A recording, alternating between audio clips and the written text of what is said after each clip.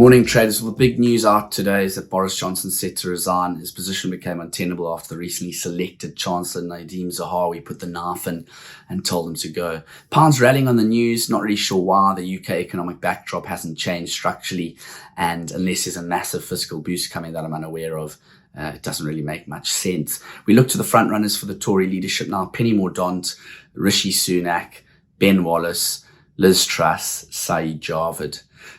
Commodity complex continues to be beaten up as CTA momentum players run riot in this low liquidity environment. Crude, demand destruction over recession fears, that build in US inventory data last month said the expected drawdown, and a soaring dollar.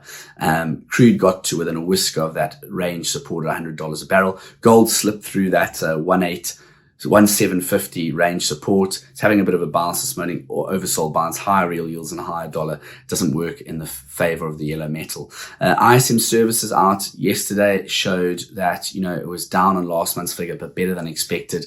Employment's in contraction territory, and we wonder how that'll feed through to non-farm payrolls on Friday.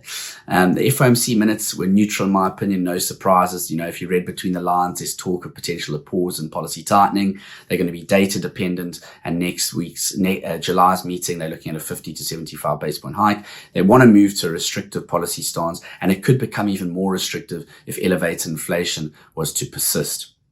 We also heard from Hugh Pill, the BOE's chief economist. He doesn't believe in bold one-off moves, so not a fan of 50 basis point hikes, it seems. But he is open to a faster pace of policy tightening, but that's conditioned on the evolving data. So a bit of a wishy-washy, not really too sure there.